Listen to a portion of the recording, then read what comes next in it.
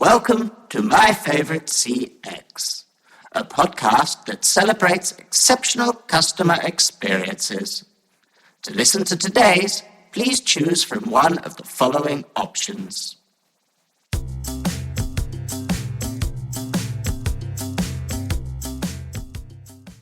Before we start, a heads up that this episode discusses suicide. If that is a difficult topic for you right now, please take care of yourself and feel free to skip this one.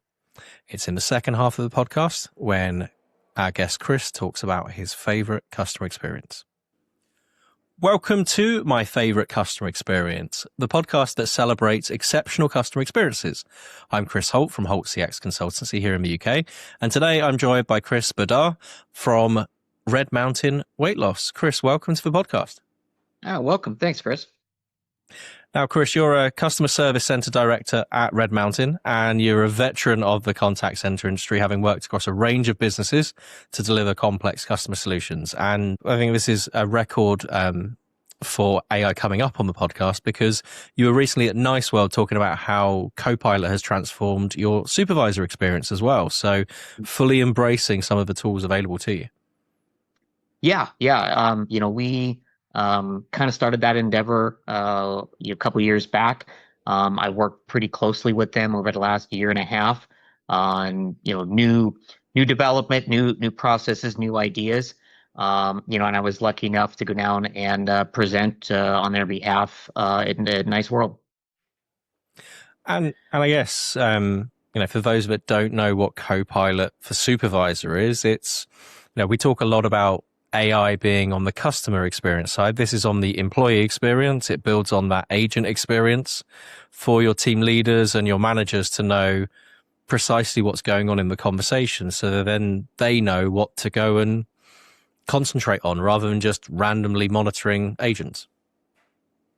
Yeah, and it's been something that, whether it's Nice or any other software that has this capability, it's been great for us because we can catch things in real time that otherwise we were just overhearing as you'd walk around and talk to agents and whatnot. So it's nice to be able to see it on a screen, kind of get that sentiment of what's happening and catch it early. And it has made a big difference for us.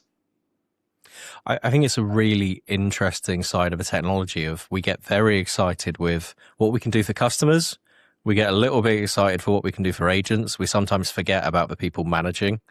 And whenever I talk to customers now about the agent assist tools like Copilot for Agent, I brief sales teams that you're not doing the job if you're not including the supervisor in that conversation, because trying to retrofit that is a harder ROI to justify of here's a tool just for team leaders.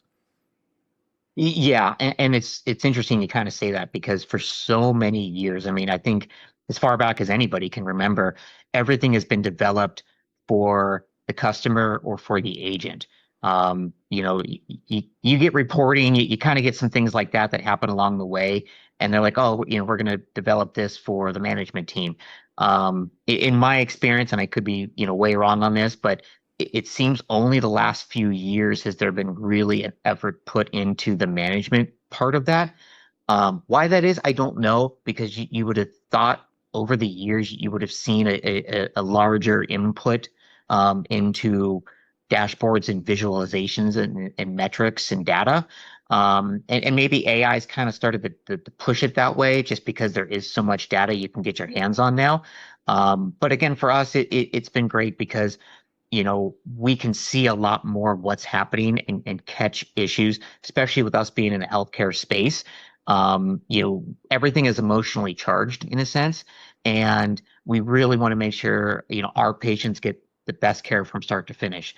A lot of different companies will say that, we mean it. And it's a standard that we have internally. It's a standard that we put on our QA. We hold our reps and ourselves really to extremely high standards of making sure that our customers get that same experience every time, and being able to have a tool that you can finally see, oh, okay, something's not right. They're upset about it, and catch it in real time and address it. It has been a big difference for us. Because over the years, I mean, you can probably remember too, it's, as a supervisor, you're sitting out there on the floor, you've got this team in front of you, and then they get up and walk over and tell you what's going on. Well, you're still catching it after the fact, even if the patient's on hold. Now it seems like in the world, even with AI, you can get pop-ups on your screen of, hey, this isn't going right, or hey, sediment seems to be a little bit off. Maybe we should start looking or addressing this. You catch it as it's happening, and it's almost like standing at your mailbox and grabbing the mail before it goes in, and you thank the postal man and you move on. So it's been nice. I think it's huge for me because it's one thing putting that tool in the agent's hand and letting them know, right, this conversation is not going well. This is what you could do.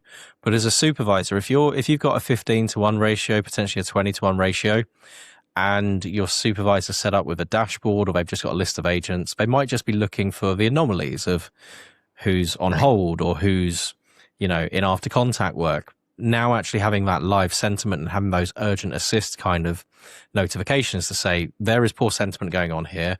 There has been this term that's been mentioned. That makes a massive difference, because to your point, if you can intervene before that contact ends, you have a chance to turn that around.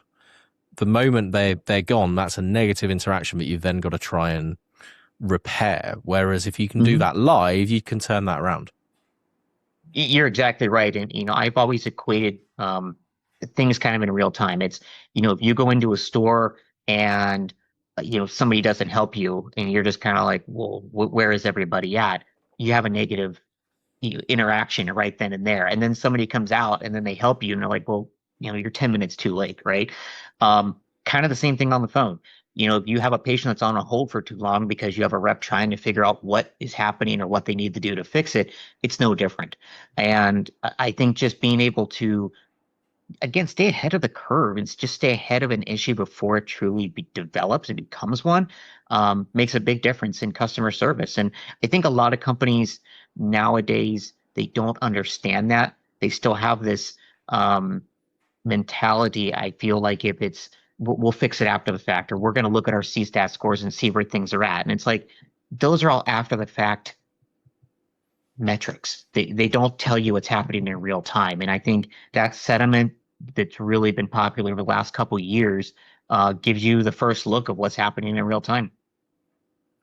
Whenever I set up like analytics on the CX1 platform, I'm always like, let's look for those conversations that start off positive, end up negative, or, anything that ends up that way. And also I'm very keen, because people are often looking for the bad things as well. It's like, let's flip it and look for the good things. Let's find those agents that can take a mixed or a negative and turn it into a positive by the end of things, because they're also your absolute diamonds in the contact center that can really help you. Yeah. And you're so true on that. And it's something that I always have felt it's an inherited characteristic, because you'll have agents that, I guess you could say, are tone deaf. They can't understand voice inflection. They can't understand modulations. They can't understand what somebody's trying to get at. And by the time they do, it's too late. Somebody's already upset, and now you're scrambling to play catch up. Your really, really good agents are going to be able to understand, oh, I heard that tone, or they said a word again the third time, like something isn't right here, and they're going to adjust as the call happens. And those are the agents that you really want to make sure they're like, okay, this is my standard, and this is what I want to continue to build towards. I think you're spot on there. From my perspective, like whenever we set up like Copilot, in my mind, I'm like, surely an agent knows when this is a negative conversation, but you don't always. If you, and if you're more tenured, you also have a different feel for, you have that wealth of 20, 30 calls a day for 2 to 5 to 8 years or whatever. You start to really know what to expect. Yeah. And not every agent, to your point, gets that. Not every agent has that. So there's a customer I've worked with in the UK, and they talk about Copilot and just the summarization side of it. Like, if we've got some 9 out of 10 agents, and we've got some that leave no notes. And if by bringing in summarization and bringing in these tools, we get everyone to 8 out of 10, then that's perfect. Okay, there might still be that 9 out of 10 and 10 out of 10 agent that does a bit more. But if it brings everyone up, then we all benefit from that, because those summarizations then pull through into the next conversation, into the co-pilot for supervisor stuff. It just makes a massive difference. You're exactly right. And I've had this conversation with many leadership over my years. It's, you know, you always you always get those questions where somebody's like, well, how do you bring your bottom tier agents up to the top level? And the realistic answer is you can't. Unless you find a diamond in the rough, like you just said, it is extremely difficult to find somebody that's at the bottom and make them be a 9 or a 10. Their cap is going to be a 5, 6, maybe a 7. And if you can get those folks that are ones and twos, the 5, 6s, and 7s, that's almost like having a group of 8, 9s, and 10s. And it makes a difference, because now you've got a whole team that's kind of operating as one cohesive unit, instead of you have a top and you have a bottom. You make that mid-range a bigger swath of your team, and now you've got something truly special. And I think that's really interesting from the perspective of, like, you will only have so many 8 and 9s out of 10s. And realistically, not all of them are going to stay at the agent level. They're going to go into supervisor roles or analytics roles, or, planning, or they're the people that you're most likely to move upwards. Whereas you're going to have a lot of people in that mid table and a lot of people that are below that. And actually, statistically, if you bring everyone up to a certain level, overall your team is at a higher score. There's only so many 8s you're going to be able to recruit. So it is like, let's bridge that delta as much as possible. And I think what's interesting for me is using some of the tooling to then take the examples off of those good agents to go, right, how are they doing it? How do they resolve it? How can we utilize that to then create better knowledge, to create better guidance, for example? Yeah, and even if you look at that a little bit deeper, you just from a human management standpoint, I guess you could say, there is no realistic way, and I would challenge somebody to challenge me on this. I don't feel that there is a realistic way to have a team of all 9s and 10s and manage them appropriately. You just can't. You have too many mouths to feed. You have too many people that want to grow and not enough spots. And then what ends up happening is they get frustrated, mad, then they leave the organization. It's like, okay, well, you've just spent all this time making a team of 9s and 10s, and now you're bringing in a new one that you want to make a 9 and a 10. Like, the cycle just repeats itself. I learned long time ago that there's you just will need to have a bunch of worker bees. And then of those worker bees, there's going to be some that are going to stand out and move to the top. And like you said, those are the ones that you sit back and say, okay, hey, here's the examples. This is our standard, and let's continue to coach and move everybody towards it. But in the back of your head that if you can get somebody to a 5 to a 6, great. You've done a great job, and your team continues to move forward. You're reminding me of a guy that I used to work with like 15 years ago. And like, when I'm still a little bit like this, but when I was a lot younger, I'm like, why hasn't everyone got the same level of ambition? Why haven't they all like constantly trying to learn how to upgrade this or do that? And he said to me, you have in a team, you have racehorses and you have workhorses, and you have people in between. And he said, you are a racehorse. You will go and do certain things, and you'll go 100 miles an hour. Your workhorses are also there, and they will make sure that the lights are on, and they will do, to your point, you can't, if you had a team of racehorses, then you wouldn't get anywhere, because we would have burnt out. Because we will be all over the place trying to do different things and wouldn't get there.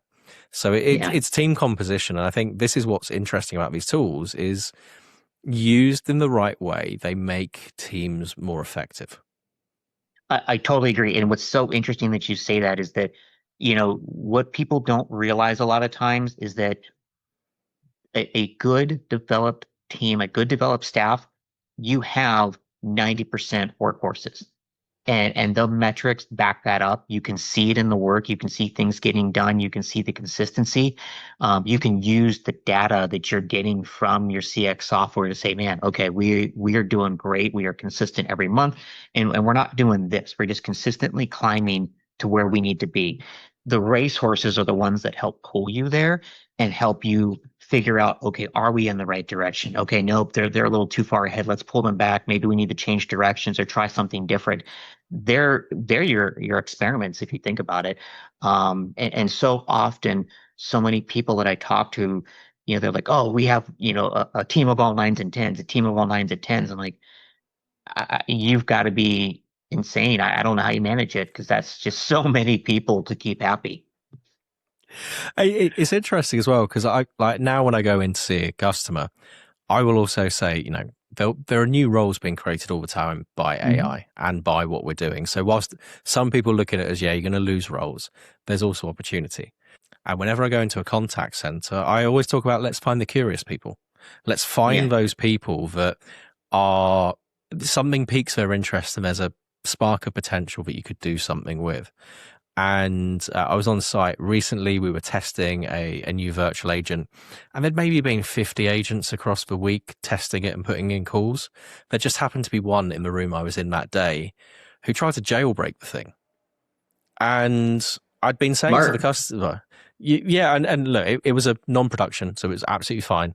Yeah. No, no animals were harmed in the making of this film, etc., all that kind of stuff. But what was interesting for me was we'd been saying we will find people from within the business to help this grow. And I looked at that and went, and I immediately was like, right, who is that person's name?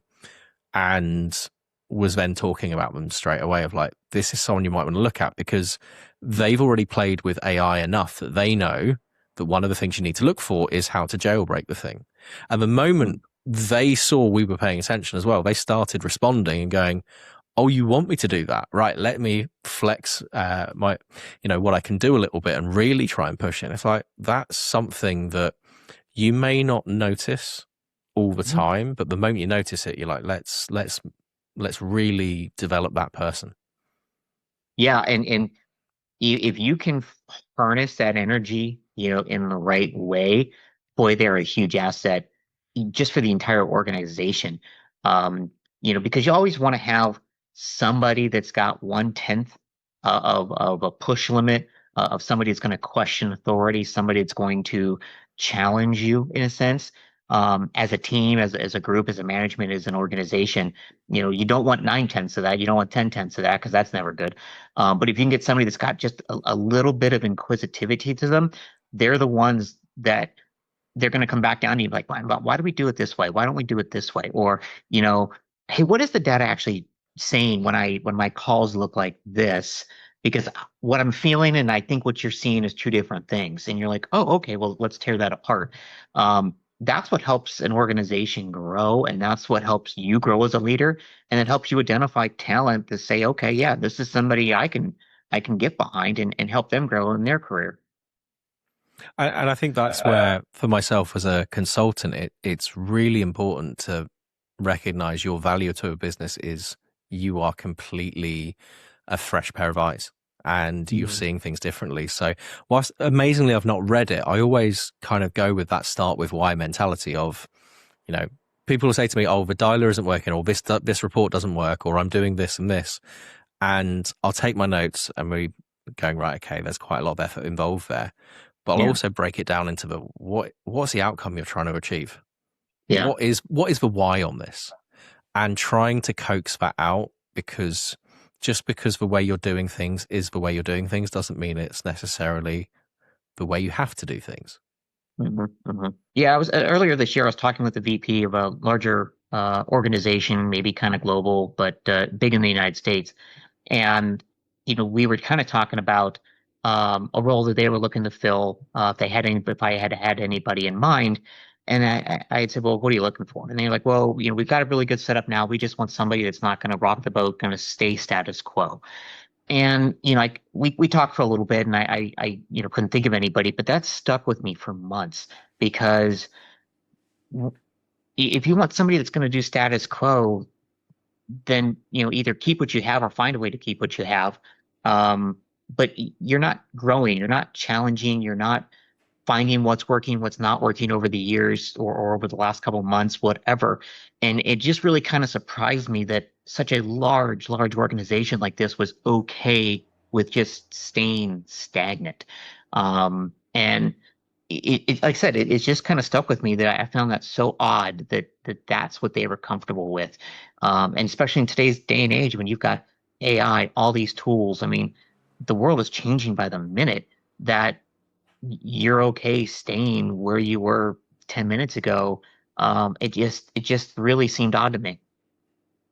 I think for me, it resonates as well, because I remember engineers being pointed to me when I was coming through of like, oh, that guy used to be good. And that always stuck with me of like, I don't want to be past tense.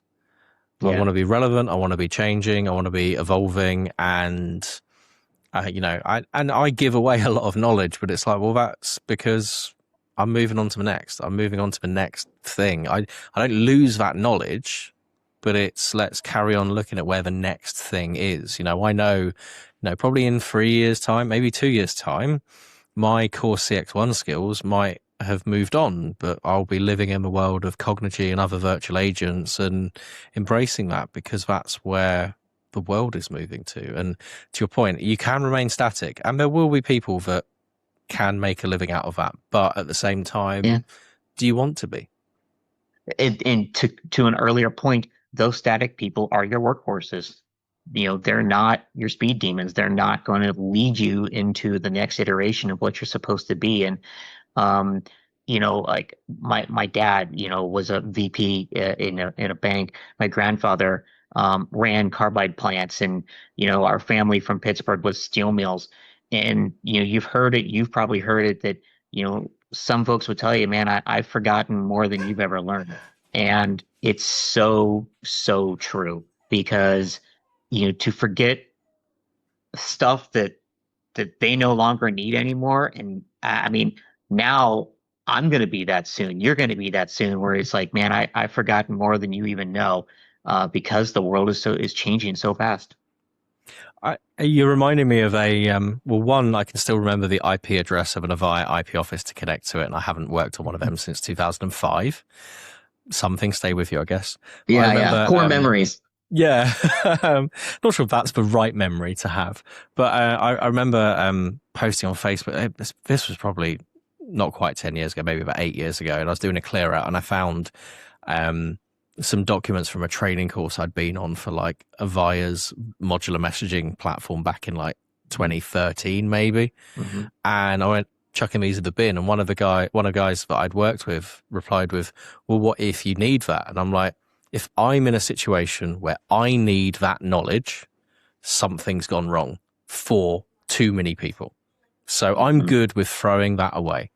Because also, all it was a PDF that had been printed out over 400 pages. I think could have found it, realistically. Yeah, yeah. I was talking with a friend of mine at work here the other day, and we were having a debate with somebody else about how long to keep emails at work. And he'd asked me, he's like, "How long do you keep your emails?" And I said, "In my deleted bin, I keep about a year and a half's worth of emails. Everything else beyond that, trashed." And we were kind of laughing about it. And I said, "Look, if somebody comes to me and says, 'Hey, do you remember this from 2 years ago?' and I have to go looking for it, then shame on me, because that's way more relevant than I thought it was."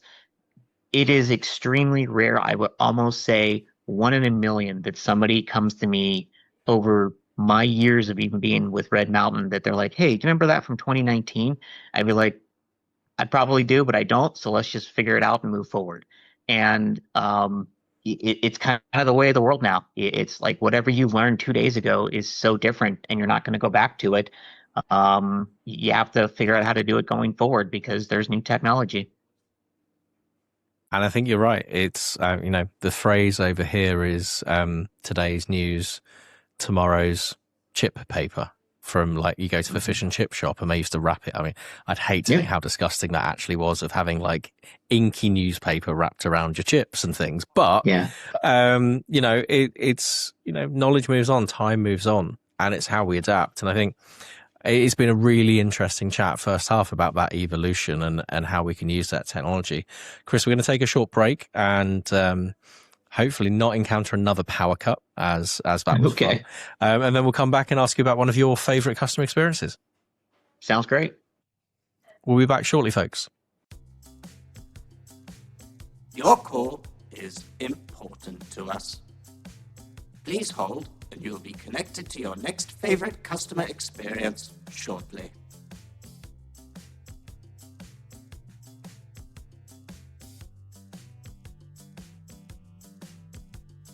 Just a quick note as we go into the break, the second half of today's conversation does touch upon suicide. It's an important subject, but we know it can be heavy for people. So please listen in whatever way feels right for you. And if you choose to tune out at this time, thank you for joining us on My Favorite Customer Experience. Welcome back to My Favorite Customer Experience. We're here today with Chris Brdar, Customer Service Center Director at Red Mountain Weight Loss. And Chris, we ask everyone to share with us a favorite customer experience. So could you tell us a favorite customer experience you've had recently or in the past? Actually, we had a 20-year record recently on the podcast. Boy, I think the best one I personally ever had was probably early 2000s. I was in personal finance. I worked for an organization, Take Charge America. Great organization still to this day that help people get out of debt. And, my role at the time was kind of an escalated role, taking on unique cases, helping folks that for the most part, like it was really challenging to kind of work through. And so it kind of hit my desk and it's like, okay, you gotta use every brain cell here to kind of figure this one out and see what our options are. And, what set us apart is that we weren't one of those companies that you hear so negatively where they just try to settle and just make your credit look good so you can do something else. We actually went through, did a budget with somebody, looked at all their expenses and literally set them up for success. And if we couldn't do that, then we were directly honest with them and said, hey, here's your other options. And so I had a lady that I talked to, and it's stuck with me all these years. It still pulls on my heartstrings that she was so knee deep in debt that she had a great career. I think she was in IT at the time. Her mom had gotten ill and she didn't want to put her in, a senior center and had her move in with her.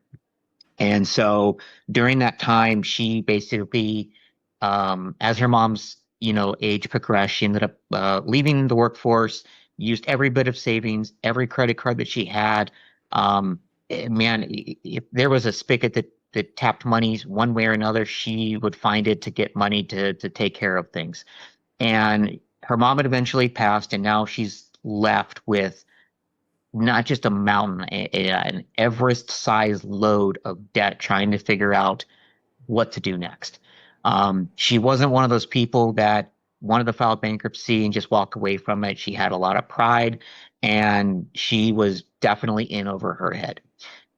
I spent 4 hours on the phone with her, just talking about feelings, life, her mom, what she wanted to accomplish.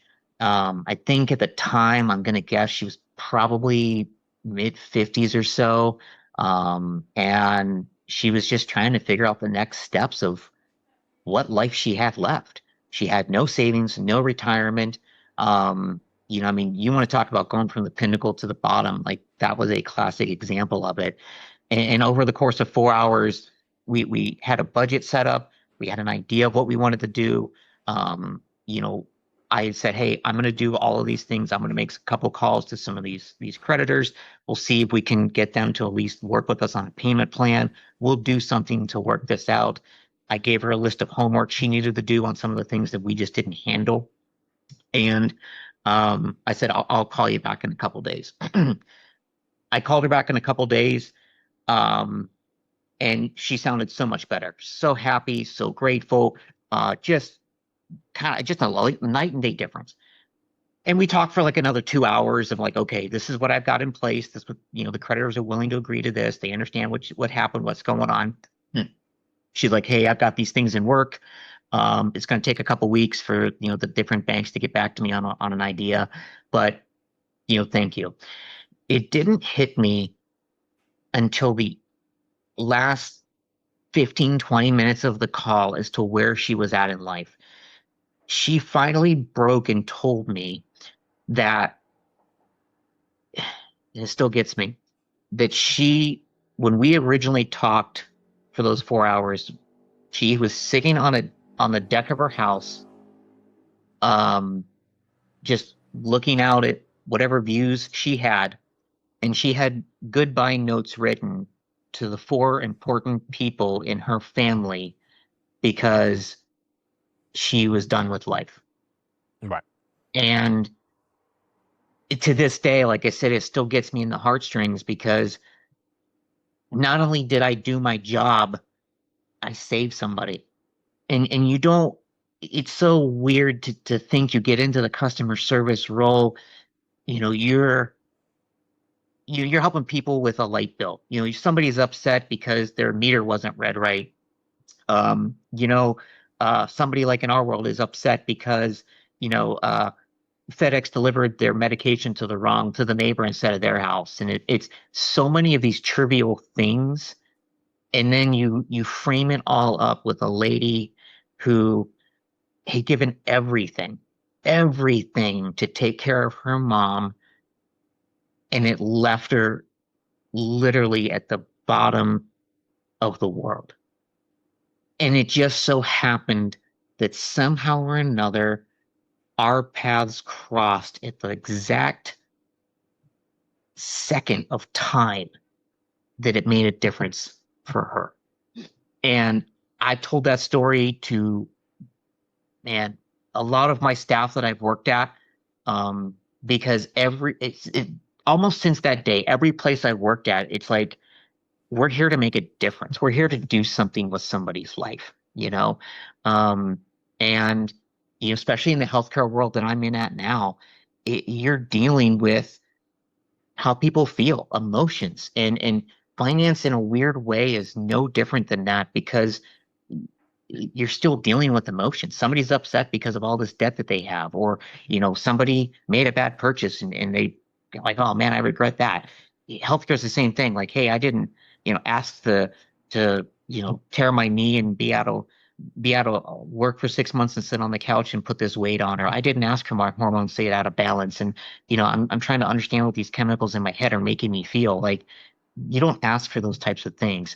And I've always told my staff, I said, look, you may not change somebody's life in that example like I did, but you can get damn close to it.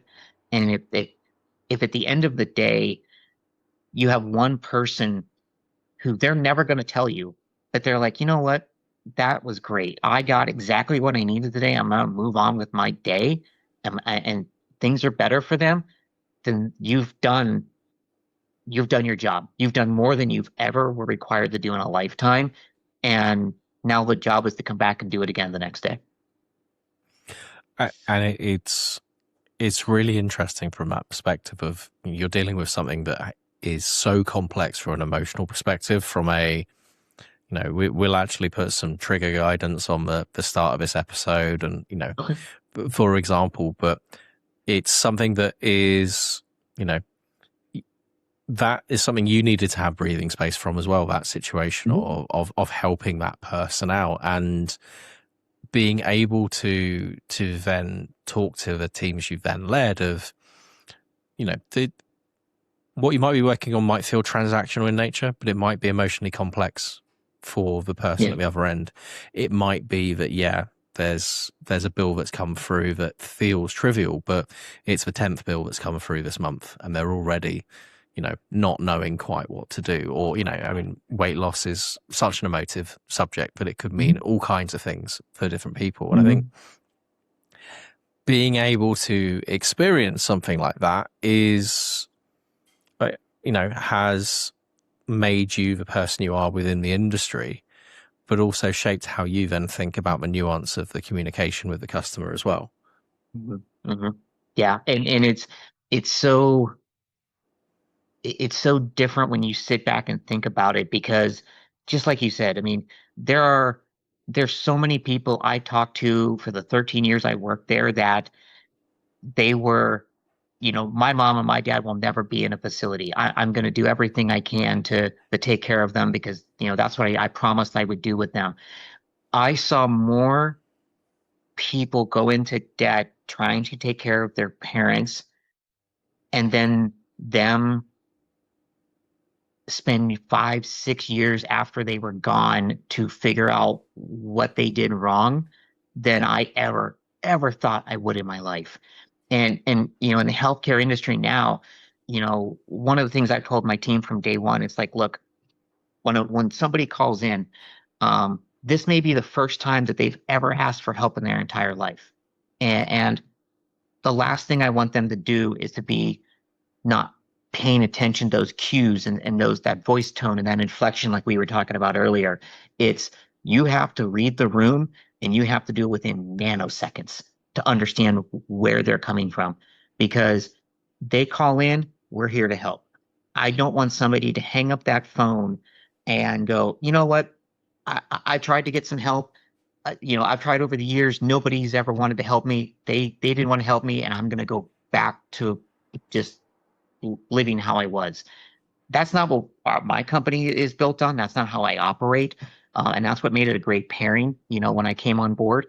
And that's what I told my team. It's like, look, I don't ever want somebody to call in, ask for help. We don't give it. And that's the last time they ever reach out and ask for help again, because we just weren't ready to go. And everywhere I've gone, I've always told that to my staff, because it's like, look, we're here to help. This is what customer service does. And, like we were talking about before, AI is coming. We all get it. We all know where it's coming from, and what, the top ones, once AI 4, it's going to be very interesting to see over the next couple years is to how this actually materializes, because so many articles I've read, you've been in the industry, so many companies in the leadership at the top was to bring on AI because they can cut headcount, they can cut workforce, they can save money. I have yet to see an AI that is going to deliver a human experience that is required for those extremely sensitive situations. And I was actually talking with somebody earlier this week, and I can't remember who it was, so I apologize if you're watching. The pendulum, I feel like, in talking to some folks, even in Nice World, is kind of starting to swing the other way now, where instead of everybody jumping in on AI to cut headcount, they're jumping in on AI. They realize, okay, we can take some of the easy stuff off the plate, but man, we're still going to need a ton of humans to be able to take care of everything else for now.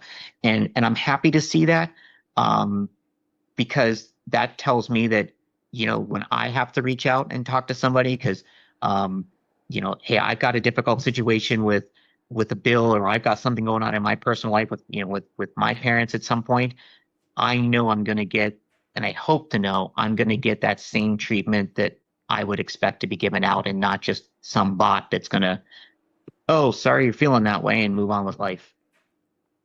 And I think we've spoken about this on the podcast a few times now. Of AI is there for certain things, and yes, it might improve a number of metrics, but that also, you're going to be left with those complex conversations.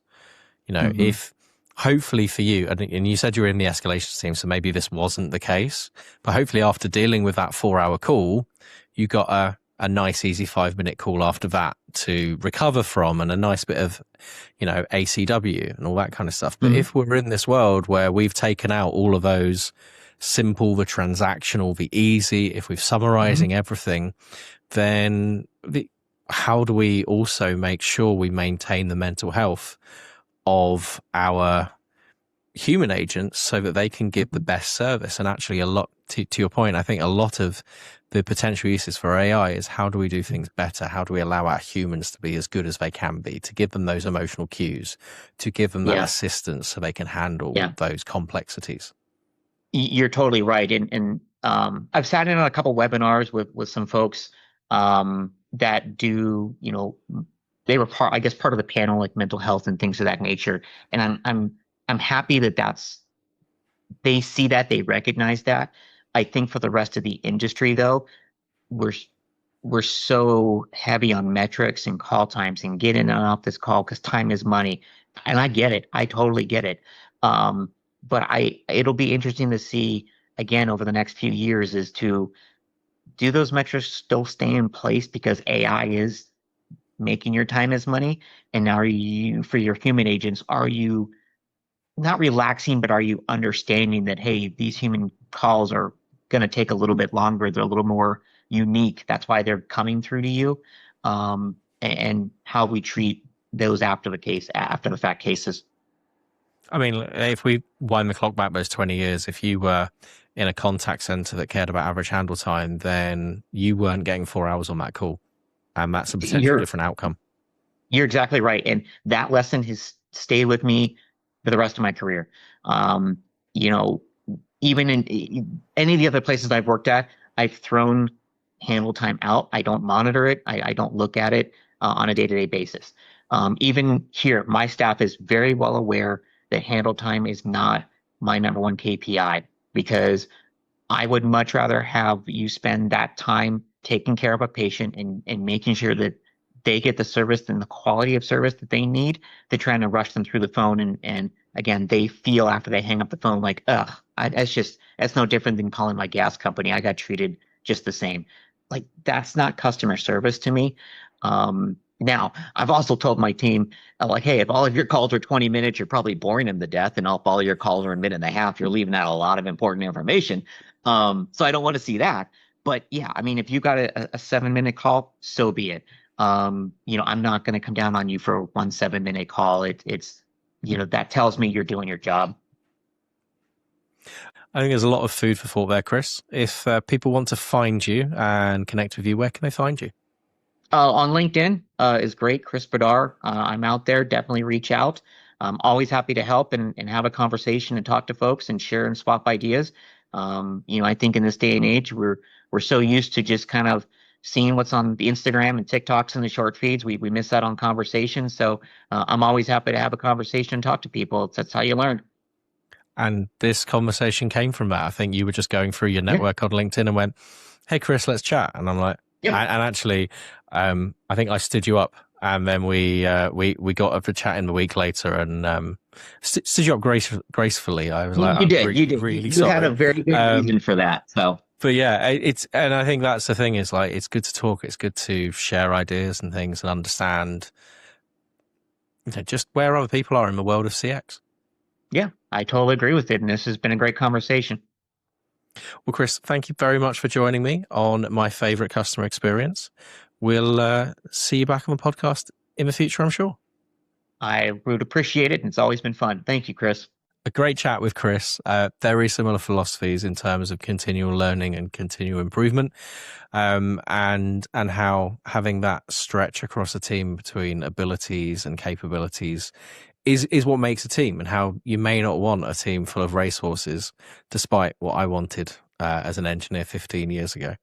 And a really emotive conversation for his favorite customer experience, and appreciate if that was a difficult topic for people to listen to. But clearly something that has stood with Chris from early on in his career to throughout his career, and how he's guided agents on how every conversation matters and how context and emotion matters throughout. So thank you very much for listening to my favorite customer experience. We are approaching 50 episodes, which is a bit of a surprise. I don't know. But thank you very much for tuning in and for joining us for many episodes now over the last couple of years. We've got a special in-person guest joining us for the 50th episode. So looking forward to that. And if you've enjoyed the episode and fancy being part of the conversation, then get in touch. And if you'd like to know more about what we do at Holt CX Consultancy here and our agnostic approach to customer experience deliveries, then also get in touch. Thank you for listening to My Favorite CX. Your listenership is important to us. On your keypad, please press a number between 1 and 5 to rank how much you've enjoyed your experience.